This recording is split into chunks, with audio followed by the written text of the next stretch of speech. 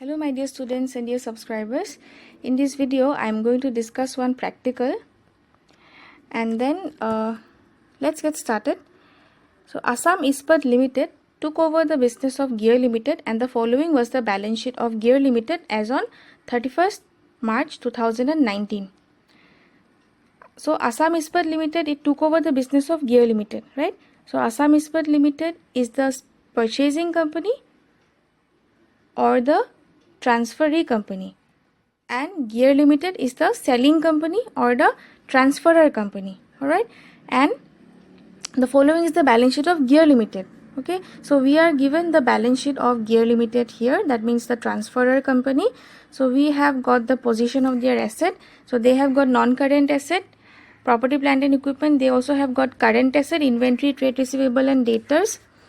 Total of the asset side is 9 lakh, and they have also got equity and liability. Under equity and liability, they have got equity share capital amounting to rupees 6 lakhs and other equity amounting to rupees, consisting of general reserve and export profit reserve, which is a statutory reserve. So the total becomes 1 lakh 70, and they also have got liabilities consisting of non-current liabilities and current liabilities amounting to rupees 1 lakh and 30,000 respectively. The total of the liability side of the balance sheet is 9 lakhs again. So here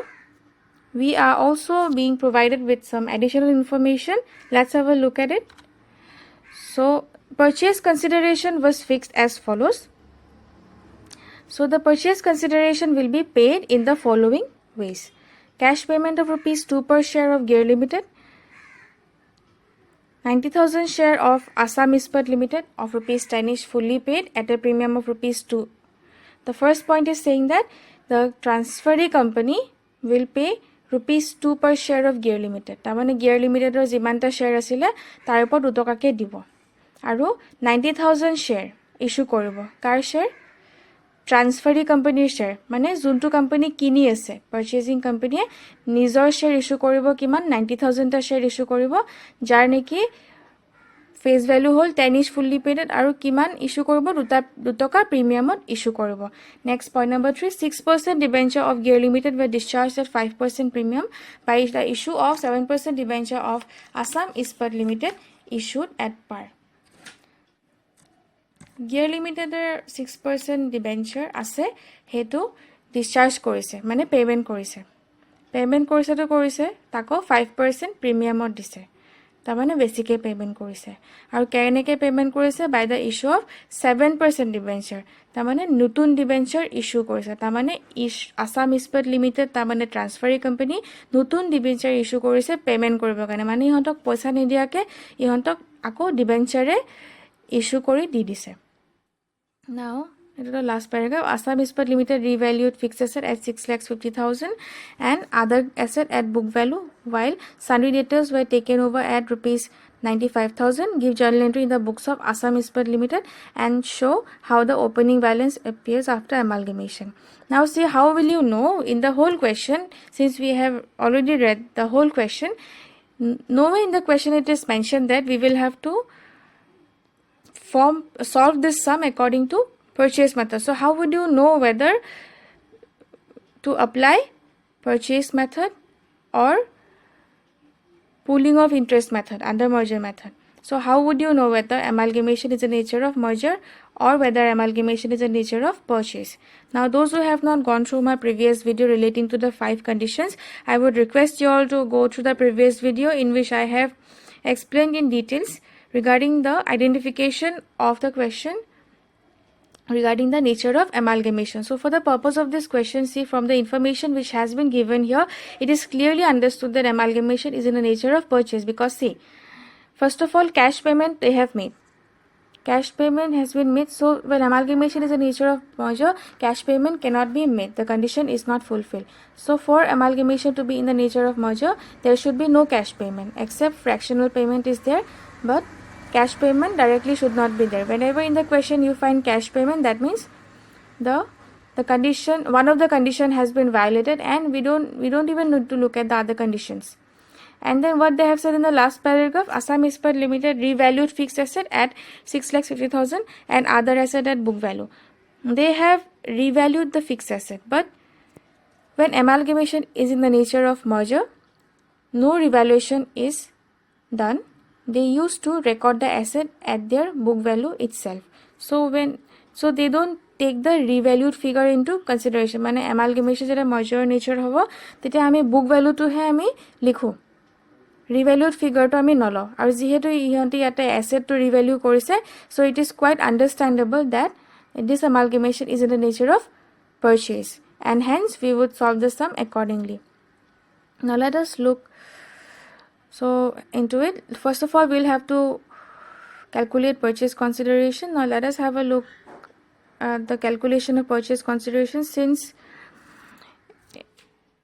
there is a notice given, since the assets are taken at revalued figure, the amalgamation is the nature of purchase, and the entries in the books of Assam Ispat Limited are made accordingly. I have already explained that point. Now let's have a look in the calculation of purchase consideration. I repeat in my previous video also I have said the same thing. See, regarding the calculation of purchase consideration, whether it be amalgamation is in the nature of merger or purchase, it does not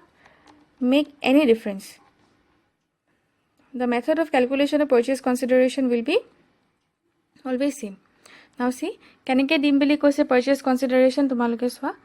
question or additional information or sao koise ki cash payment of ₹2 per share of Gear Limited. Aru shares kimanta ase? Shares of ₹10 each fully paid. Tamane 60,000 ta share ase. Car share ase? Gear Limited or 60,000 ta share ase. আৰু তাৰে প্ৰতিটো শেয়াৰত কিমান দিব cash payment 2 টকাকে দিব বুলি কৈছে সোৱা 60000 into 2 cash 1,20,000. next আৰু কি কৈছে সোৱা point number 2 share or issue কৰিম বুলি কৈছে সোৱা 90,000 share of Assam Ispat Limited of ₹10 each fully paid up at a premium of ₹2 each. তাৰ মানে 90,000 share to issue কৰিব বুলি ইহঁতি কিমানত ইস্যু কৰিব যাৰ নেকি দামটো হল 10 টকা they will be issuing at a premium of ₹2. that means total ₹12. so it will be 90,000 into 12 amounting to ₹10,80,000. so this is the total of purchase consideration, that is 1,20,000 plus 10,80,000, which is equals to 12 lakhs. Okay, now see, we have known the amount of purchase consideration here. Now they have segregated the value. Face value of share allocated kiman 90,000 into 10, which is the face value 9 lakh. Our second point of amak koise of face value 10 bili amak koise securities premium account ot kiman jabo 90,000 into 2 2 toka extra payment to ko jabo securities premium ot ami dekhwabo lagibo. so therefore the agreed value of shares become 10,80,000. next ইহঁতে debenture ডিসচাৰ্জ কৰিব 6% debenture two প্ৰিমিয়ামত ডিসচাৰ্জ কৰিম বুলি কৈছে right so এইটো পইণ্টত কি কৈছে point number 3 আকৌ এবাৰ চোৱা 6% debenture of gear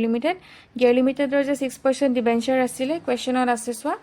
non current liability আন্ডাৰত ফাইনান্সিয়েল লায়াবিলিটি আন্ডাৰত 6% ডিবেঞ্চাৰ হে গিয়াৰ লিমিটেডৰ যে 6% ডিবেঞ্চাৰ আছে হে 6% ডিবেঞ্চাৰটি ইহঁতে কি বুলি কৈছে they will discharge at 5% premium. Tamane jetia transferee company debenture payment koribo. Tamane debenture to loi loise jetia transferee company payment koribo debenture tetia 5% premium ot payment koribo. Aru hetu keneke payment koribo medium to cash ot premium payment nokore mane debenture payment nokore eta debenture to keneke payment koribo debenture issue koribole payment koribo as simple as that thik ase. so they will be paying the debenture by issuing new debenture. so 6% debenture is the old debenture and 7% debenture is the new debenture. so see 6% debenture value to hold 1 lakh aru 5% tar upor premium add kor dise 1 lakh upor 5% korile 5,000 to total hoi jay kiman debenture holder pay koribo 1 lakh plus 7,000 is equals to 1,05,000. okay, so now say face value of 7% debenture to be issued at par to satisfy the claim of 6% debenture of Gear Limited at ₹1,05,000. tamane yonti tia juntu notun debenture issue koribo tar naam to hobo ki so tar amount to hobo ki 1,05,000. okay,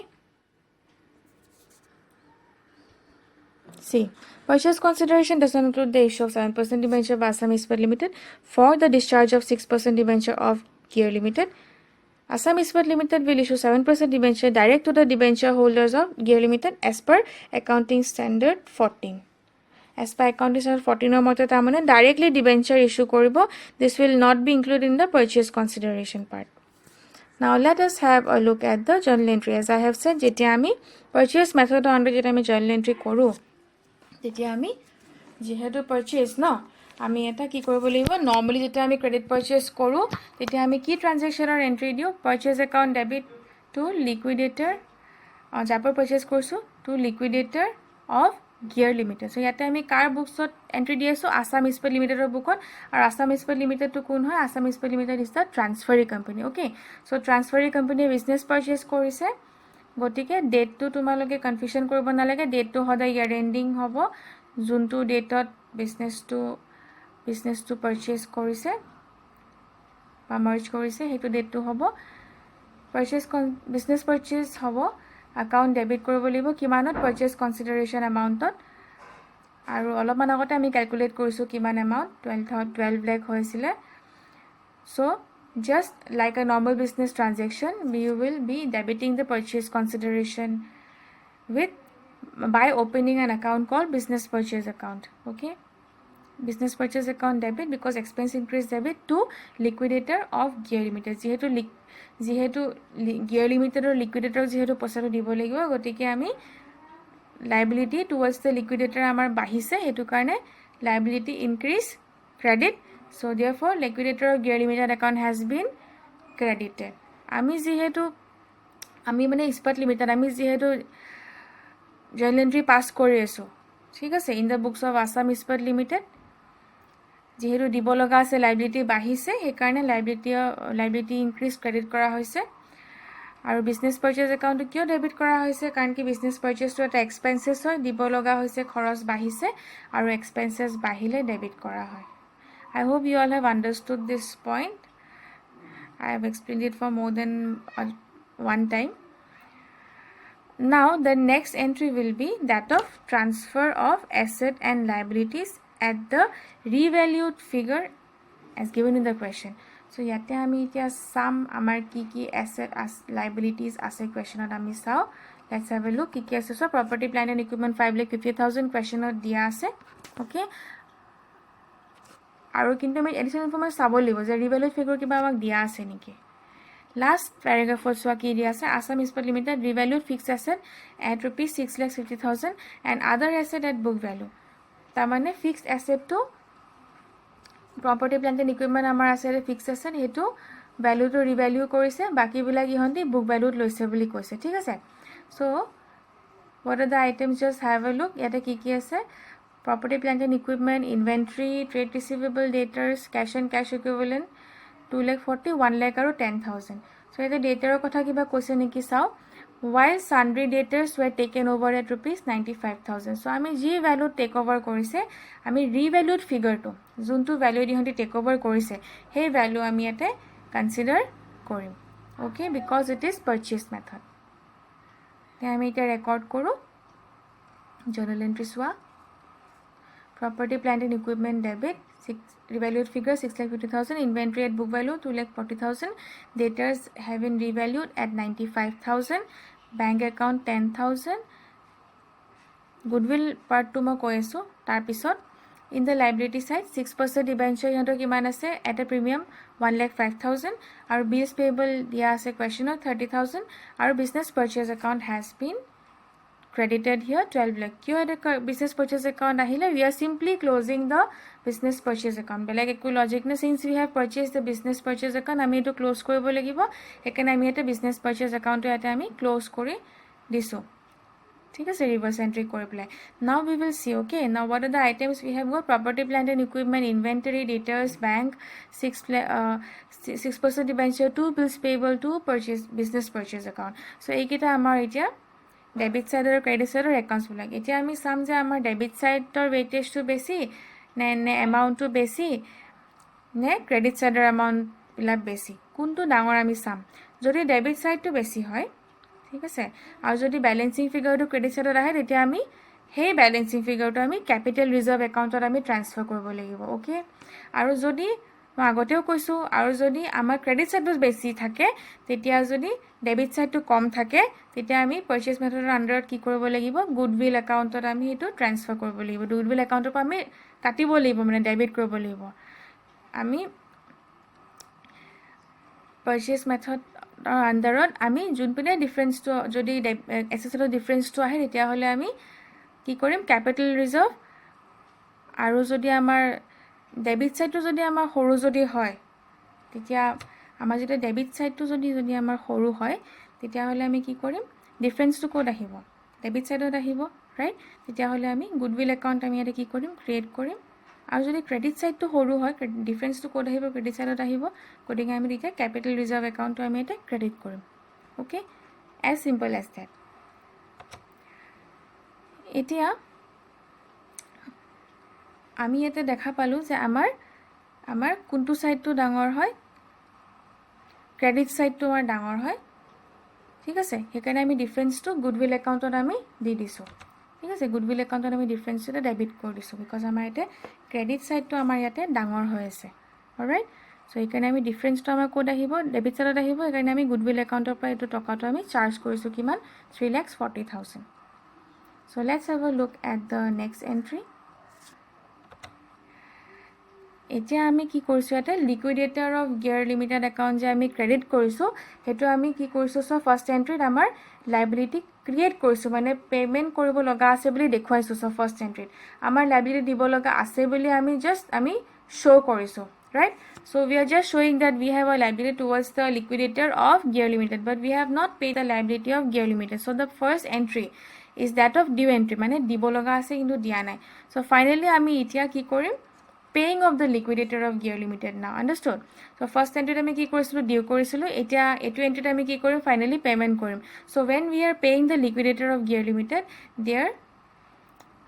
that means our liability towards them will decrease like amar liability ইহঁতৰ প্ৰতি কমি যাব আৰু liability কমি গলে আমি কি কৰো debit কৰো so liability decrease debit so liquidator of Gear Limited account has been debited now in what ways purchase consideration has been discharged কি ইস্যু কৰিছে সোৱা কি মাধ্যমৰে পেমেন্ট কৰিছে পাৰচেজ ক্যালকুলেশনটো চালে আমি গম পাম ইকুইটি শেয়াৰ ক্যাপিটাল ইস্যু কৰিছে আৰু ক্যাশ পেমেন্টও কৰিছে so shares of face value কিমান 90,000 into 10 right আৰু হে ইকুইটি শেয়াৰ ক্যাপিটালটো ইহঁতে কেনেকৈ ইস্যু কৰিছে issue at a premium so you will find in point number 2 of the question that the shares have been issued at premium so securities premium account ইয়াতে আহিব যেহেতু শেয়াৰটো প্ৰিমিয়ামত issue কৰা হৈছে so it's a kind of income for the firm right so ইয়াতে income increase হলে তো securities premium account to আহিব income increase credit so equity share capital has been credited because issue of share also implies increase in share capital that's why it is credited কি কৈছিলে সোৱা cash of rupees next কি কৈছে cash of rupees 2 per share right payment of rupees 2 per share গতিকে বেংকত আমি হেতু cash payment to আমি কিমান কৰিছো আমি হেতু এটা জানি দিম ক্যালকুলেশন পাৰত ধুনিয়াকে কথাটো লিখা আছে bank accountত আমি কিমান payment কৰিছো 60,000 into 2 that means 1,20,000 so they have discharged the purchase consideration in the following manner so finally ইয়াতে কি কৰিছে সোৱা payment to জি মাধ্যমৰে কৰিছো হে মাধ্যমটো ইয়াতে আমি ক্ৰেডিট কৰিছো কিয় ইকুইটি শেয়াৰ ক্যাপিটাল ইস্যু কৰিছে কাৰণে শেয়াৰ ক্যাপিটাল বাঢ়িছে ৰাইট হে কাৰণে শেয়াৰ ক্যাপিটাল ক্ৰেডিট কৰা হৈছে আৰু যেহেতু প্ৰিমিয়ামত ইস্যু কৰিছে হে প্ৰিমিয়াম এমাউন্টটো কি হ'ব ইনকাম হয় এই কাৰণে প্ৰিমিয়াম এমাউন্টটো ক্ৰেডিট কৰা হৈছে আৰু বেংক আমাৰ ক্ৰেডিট কৰা হৈছে বিকজ আমি ক্যাশ দিব লগা হৈছে ক্যাশ দিলে বেংকৰ টকাখিনি কমি যাব হে কাৰণে বেংক একাউণ্টটো ক্ৰেডিট কৰা হৈছে with the respective amount okay so this is the narration now let's have a look at the next entry I hope the previous entry is clear so in the next entry they will be discharging the liability okay what liability they will be discharging the debenture so agor pora debenture to কমাই পেলাই নতুন debenture issue কৰিব লাগিব simply পুনৰ debenture কিমান আছিল হন্তৰ 6% আছিল এতিয়া নতুন ডিবেঞ্চাৰ কি ইস্যু কৰিব 7% ইস্যু কৰিব পুৰণা ডিবেঞ্চাৰ একাউণ্টটো সেইকাৰণে কেঞ্চেল কৰিম চ' ডিবেঞ্চাৰ যেতিয়া আমি কেঞ্চেল কৰিম তেতিয়া ডিবেঞ্চাৰ ডেবিট হ'ব নহয় জানো আৰু ডিবেঞ্চাৰ যে নতুনকৈ ইছ্যু কৰিম it comes under the capital heading, right? Because debenture capital increase credit গতিকে 7% debenture has been credited. Amount will be the new amount, that is 1,05,000. বুজি পাইছানে পুৰণা ডিবেঞ্চাৰটো কেঞ্চেল কৰিলোঁ শ্বেয়াৰ কেপিটেল কমি গ'ল সেইকাৰণে ডেবিট কৰিলোঁ ডিবেঞ্চাৰ কেপিটেল কমি গ'ল সেইকাৰণে debenture capital has been debited নতুন ডিবেঞ্চাৰ ইছ্যু কৰিলোঁ ডিবেঞ্চাৰ কেপিটেল বাঢ়ি গ'ল right so' therefore 7% debenture has been credited with the amount of debenture including the premium one. I hope this entry is clear. Let's move on to the next entry. If you all could remember when I was discussing purchase method in my previous videos, I have said that whenever there is a statutory reserve in the balance sheet of the transferor company, তাৰমানে ট্ৰান্সফাৰৰ কোম্পানীৰ balance শ্বীটত যদিহে কিবা ষ্টেটুটৰী reserve যদি থাকে তেতিয়া আমি সেইটো দেখুৱাবই লাগিব কিন্তু সেইটো মানে এন্ট্ৰি পাছ কৰিবই লাগিব কিন্তু বাকি বেলেগ ৰিজাৰ্ভৰ এন্ট্ৰি পাছ কৰিব নালাগে কিন্তু এইটো পাৰ্টিকুলাৰ ৰিজাৰ্ভ একাউণ্টৰ আমি এন্ট্ৰি পাছ কৰিবই লাগিব as per rule so you must have observed here that there is general reserve but we have not passed any entry for general reserve in the entries that we have discussed just now but we will have to maintain the statutory reserve because statutory reserve is something which is mandatory which will have to be maintained by the company even if it goes under liquidation right so since it has been taken over or purchased by other company the company which has the purchasing company will also have to maintain the statutory reserve of the selling company so since they will have to maintain the statutory reserve of the selling company they will have to pass a journal entry taking into account the statutory reserve also so যেতিয়া আমি reserve create কৰোঁ তেতিয়া আমি কি কৰোঁ ৰিজাৰ্ভটো credit কৰোঁ right so' export profit reserve will be credited with the amount of rupees 1,20,000 আৰু যেহেতু ক্ৰেডিট কৰিছোঁ আমি এটা একাউণ্ট ডেবিট কৰিবই লাগিব চ' what account will be debited we will be creating a new account called amalgamation adjustment account so see there is not much you no need to go much deeper into this particular account just remember that we have to create a new account called amalgamation adjustment account just for the sake of debiting one account amalgamation adjustment account has been created you can take it in that way instead of going much deeper so amalgamation adjustment account debit to export profit reserve account hence statutory reserve has been created or incorporated in the books of the transferee company so these are the journal entries now let us have a look at the balance sheet so this will be the balance sheet after amalgamation in the asset side we find fixed asset non-current asset কি আছে property plant and equipment আমাৰ balance sheet আমাৰ কিমান দিয়া আছে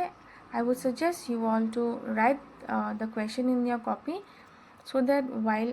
you are understanding the video it becomes convenient for you okay so before going to the full video you should write the question in your copy at the first so let's have a look at the balance sheet কি আছে non-current asset under চোৱা কি দিয়া আছে property plant and equipment আমাক 5,50,000 দিয়া আছে কিন্তু revalued figure আমাক দিয়া আছে 6,50,000 কিন্তু আমি revalued figureটো আমি ল'ব লাগিব ঠিক আছে আমি revalued figureটো আমি ল'ব লাগিব 6,50,000 ওকে নেক্সট আমাৰ আইটেম কি দিছে সো গুডউইল লিখিছো আমি ইয়াতে ব্যালেন্স শীটত কিন্তু চাবা আমাৰ ব্যালেন্স শীটত গুডউইল নাও there is no goodwill in the balance sheet but then we will have to look at the journal entries if there is any goodwill see there is one goodwill we have created one goodwill because our asset side was lesser liability side was greater so we had to create an account called goodwill so this particular goodwill will come under non-current asset tangible asset or under a intangible asset heading dio likhibo para goodwill 3,40,000 so what about the current asset now inventory value amar jiman dia ase হিমানে আমি লৈছো 2,40,000 আৰু trade ৰিসিভেবল আমাক ডেটাৰ দিয়া আছে ৰিভ্যালুড figure এডজাস্টমেন্টত দিয়া আছে 95,000 আমি লিখিছো টোটালি 3,35,000 আৰু এই যে আমি এমালগেমেশন এডজাস্টমেন্ট একাউন্ট যে আমি খুলিছিলো this will come under the heading other current asset or you can also give it under the heading like miscellaneous under তোমালকে দিবলৈ পারে কোনো কথা নাই or you can just give it as other current asset under তোমালকে দিব পারা amalgamation adjustment account so in this balance sheet we are mentioning under amalgamation adjustment account under other current assets. So what was the amount? It was 1,20,000. Okay, so this is the items in the asset side of the balance sheet. Our balance sheet or car namot ase Assam Ispat Limited or balance sheet ami eta banaisu as on 31st March 2019 after amalgamation. Alright, now let us have a look at the equities and liabilities. Mane Assam Ispat Limited or equity and liabilities kiman thakile amalgamation hoar pisot ami duita hisab koribo lagibo. Equity under amar equity share capital 90,000 er share issue korise nohoy jano kiman ke ₹10 fully paid. So kiman hobo tar value to 90,000 into 10 is equals to 9 lakh. Aru other equities under ki ahibo securities payment reserve ahibo.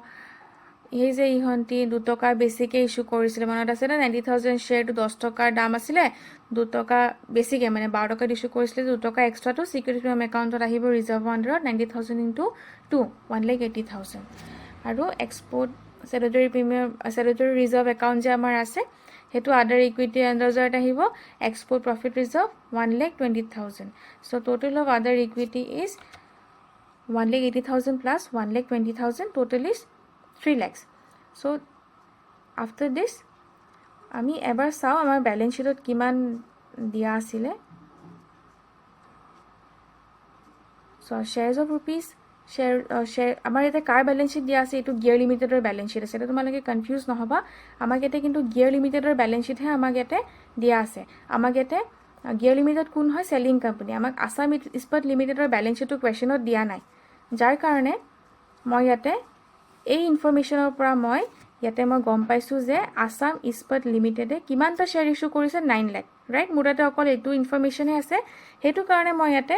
9 lakh টা share মই ইয়াতে দেখুৱাই দিছো 90,000 share rupees টানিশ এটা যদি আমাৰ তাত যদি আসাম ইস্পাত লিমিটেডৰ ব্যালেন্স শীট যদি থাকিলে হয় তেতিয়া আমি যোৱাবাৰৰ প্ৰশ্নৰ নিচিনা in my last practical you must have seen what I have done I have added the share number of shares right number of share existing in the balance sheet and number of share which has been freshly issued but here since only one balance sheet is given ami eta ki korisu ami amak jiman additional share information amar ase hekhini ami eta di disu so this has come under the equity share capital so other equity mo itimodhe bujalu tar pisot swa liabilities under amar ki items ase swa liabilities under amar item ase non current liability আছে নতুন debenture issue কৰিছে নহয় জানো financial liability আন্ডাৰত আহিব 7% debenture which is new so the amount is 1,05,000 আৰু current liability আন্ডাৰত কি আহিব bills payable যিমান দিয়া আছে 30,000 কোৱেশ্চনত দিয়া আছে আমাক 30,000 can have a look in the question if you want to কোৱেশ্চনত আমাৰ অলৰেডি দিয়া আছে 30,000 rupees bills payable so হেতু আমি এটা ইনক্লুড কৰিছো so next আমাক কি দিয়া আছে সোৱা bank overdraft the bank overdraft ko par ahile 1,10,000 eta ami sausun questionot ki dia ase sao so questionor bhitor to tenekwa bank overdraft tumalage eku dekha na amar gear limited or balance sheet or kiman bank balance asile cash and cash equivalent under sale kompam 10,000 ঠিক আছে ইয়াতো liability কোনো bank overdraft er কথা কোৱা নাই কিন্তু আমি যদি journal entry চাও ইয়াতে সোৱা entry number 3 এটা কি কৈছে liquidator of gear limited ok পইসা to liability payment কৰিছিলে by cash payment o কৰিছে cash payment to bank or মাধ্যমেৰে কৰিব so cash payment কৰিছে কিমান payment কৰিছে 1,20,000 ঠিক আছে 1,20,000 payment কৰিছে কিন্তু ইয়াতে আমাৰ balance sheetত কিমান amount দেখুৱা আছে only 10,000 আছে কিন্তু pay কৰিছে 1,20,000 right হেতু কাৰণে কি ডিফাৰেন্স টু ক্ৰেডিট মানে মাইনাসত আহিব এতিয়া 10,000 minus 1,20,000 it is minus 1,10,000 তাৰ মানে এনেকুৱা দেখাইছে যে বেংকত অকল 10,000 টকা আছে কিন্তু পেমেন্ট কৰিছে যেহেতু 1,20,000 হেকাৰণে তো কি হৈ যাব লোনৰ নিচিনা হৈ যাব তাৰ মানে ব্যাংক ওভাৰড্ৰাফট মানে যেতিয়া আমি এক্সেস উইথড্ৰল কৰো আমাৰ বেংকত যদি থাকে 10,000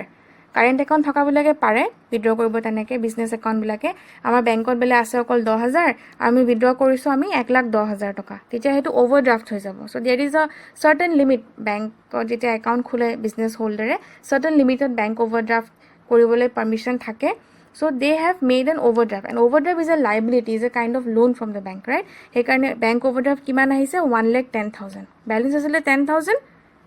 tate aru honti payment korise 1,20,000 to hekarne overdraft dekha ase 1,10,000 total of the liability side is also 14,45,000 I hope you all have understood this video is a very long one I guess for all of you but thank you for listening till the end and I hope you all have understood the video, and stay safe. Thank you once again.